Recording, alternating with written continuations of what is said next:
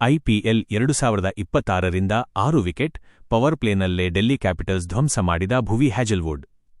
19 ವರ್ಷಗಳ ಐಪಿಎಲ್ನಲ್ಲಿ ಹೊಸ ದಾಖಲೆ ಬರೆದ ಆರ್ಸಿಬಿ.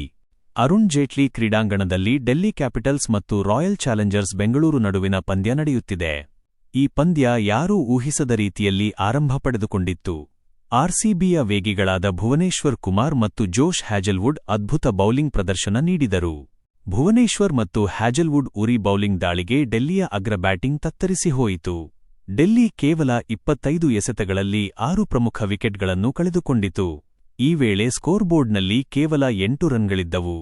ಪಂದ್ಯದಲ್ಲಿ ಟಾಸ್ ಸೋತು ಡೆಲ್ಲಿ ಬ್ಯಾಟಿಂಗ್ ಆರಂಭಿಸಿತು.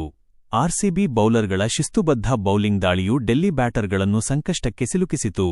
ಫೀಲ್ಡರ್ಗಳು ಸಹ ಕೆಲವು ಉತ್ತಮ ಕ್ಯಾಚ್ಗಳೊಂದಿಗೆ ಬೌಲರ್ಗಳಿಗೆ ಬೆಂಬಲ ನೀಡಿದರು. ಕಿಲಾಡಿ ಬೌಲಿಂಗ್ ಪ್ರದರ್ಶನ.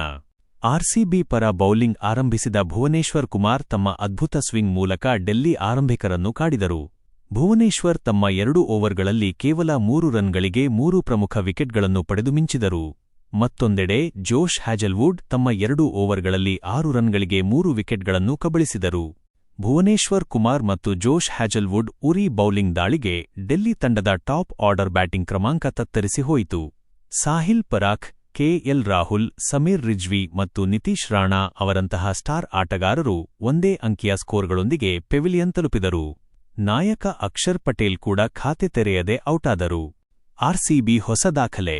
ಐಪಿಎಲ್ ಇತಿಹಾಸದಲ್ಲೇ ಆರ್ಸಿಬಿ ಹೊಸ ದಾಖಲೆಯನ್ನು ಮಾಡಿತು.